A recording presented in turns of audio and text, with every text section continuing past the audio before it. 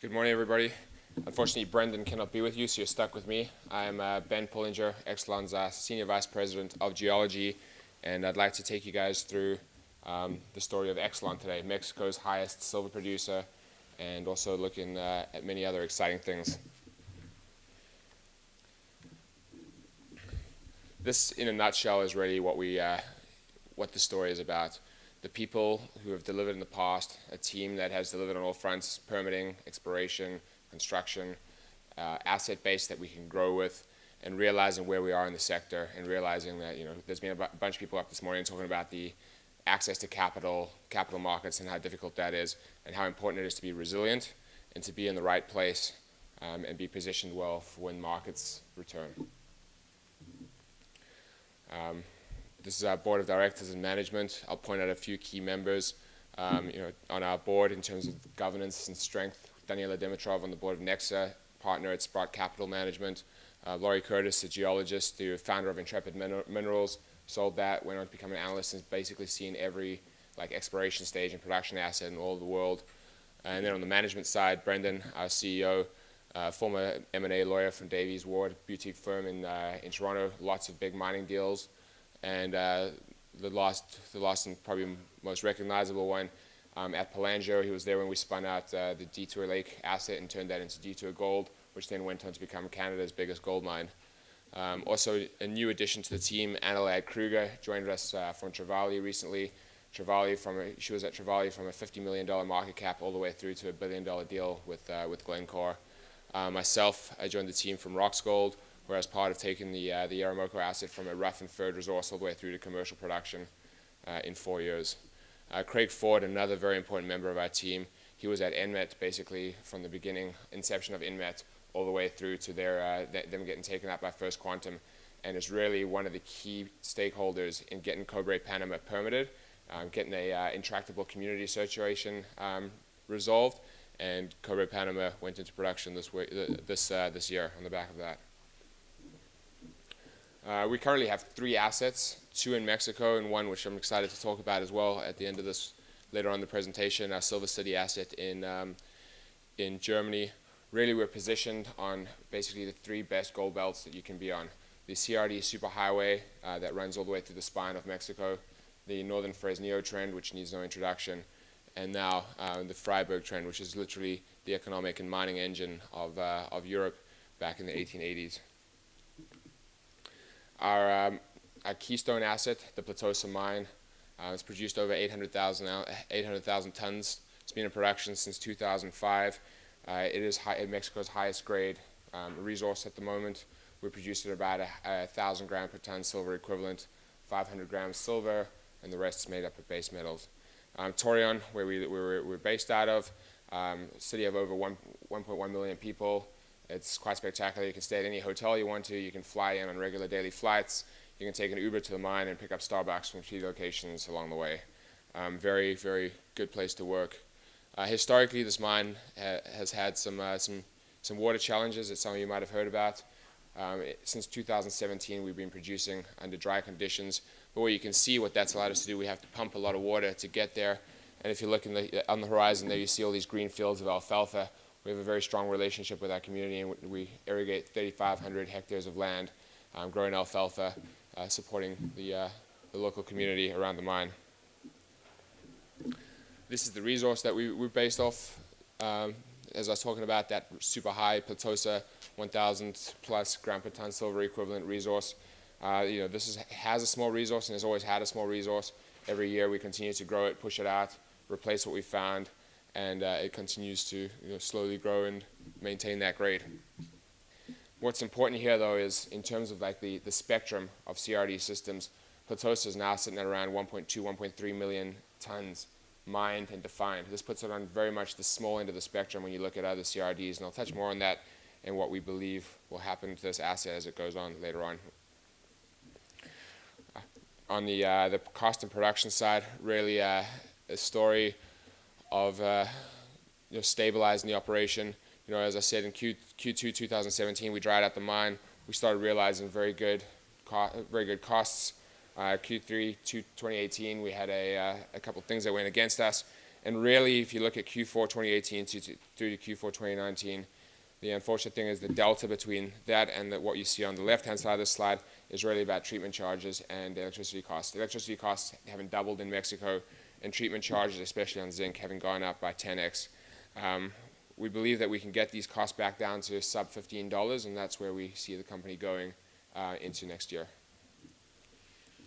In terms of our assets, I already talked about the CRD superhighway, as Peter McGaugh likes to call it, but that really is the belt. That's the when you look at the size and the scale of these operations, they're primarily owned by Peñoles and Grupo Mexico. These are assets that are legacy assets. They produced for a very long time. They continue to grow.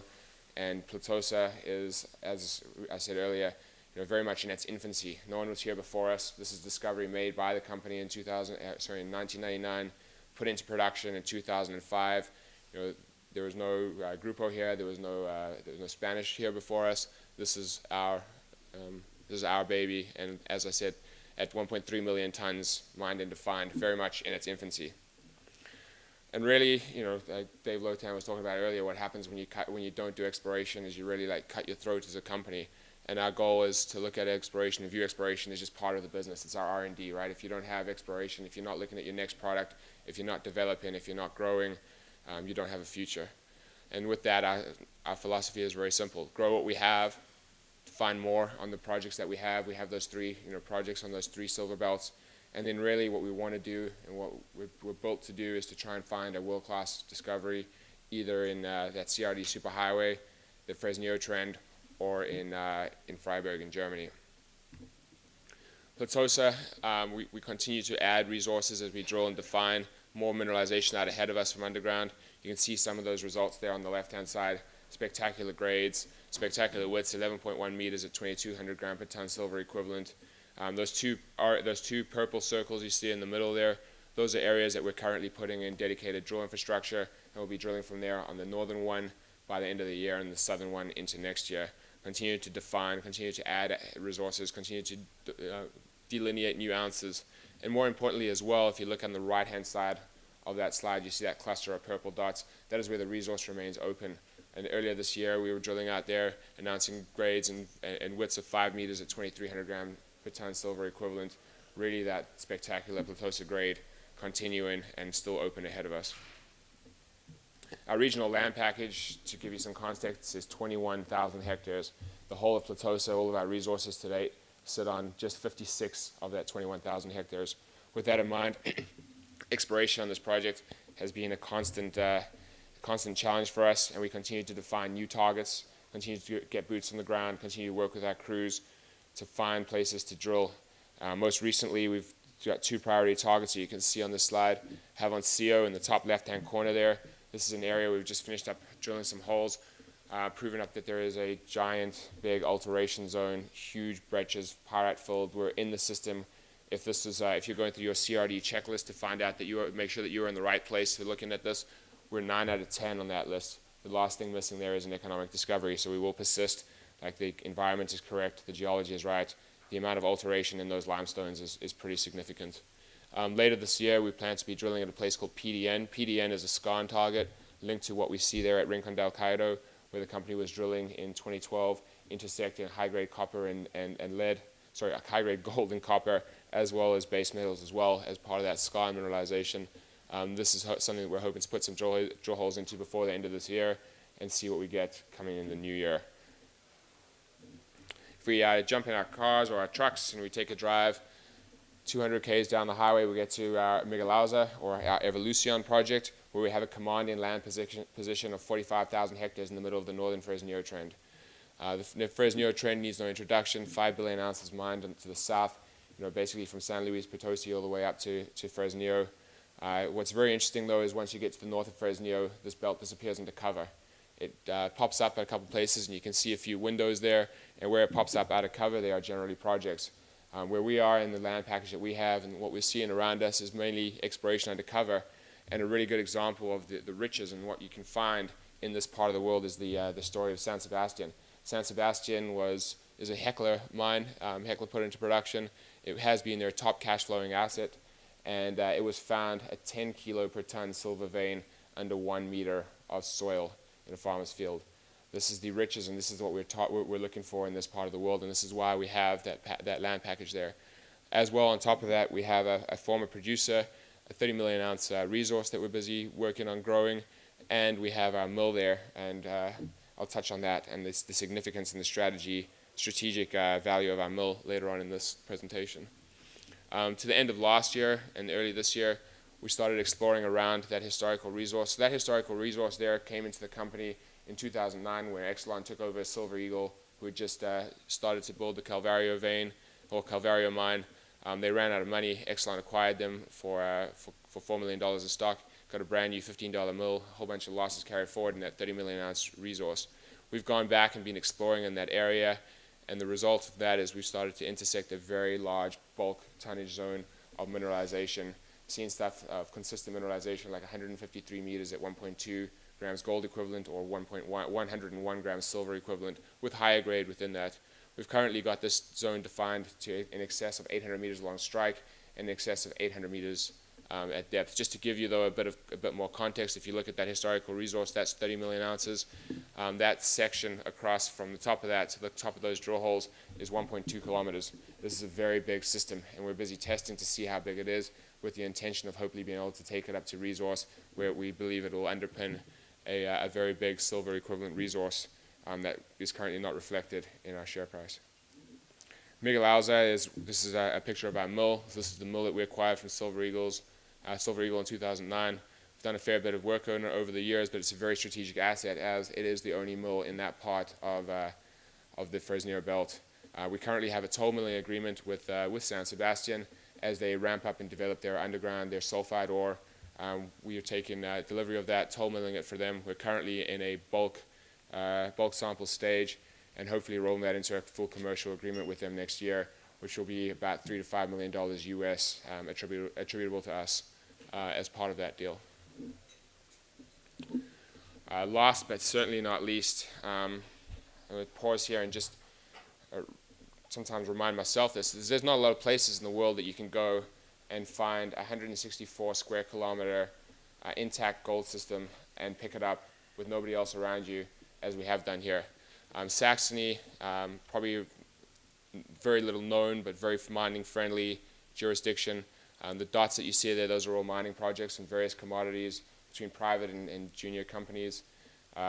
It's a place where where basically the Saxon Empire was funded with the development of the silver mines over 750 years, from the 1200s all the way through to 1881, where they shut down after Germany went off the silver standard and changed over to a gold standard.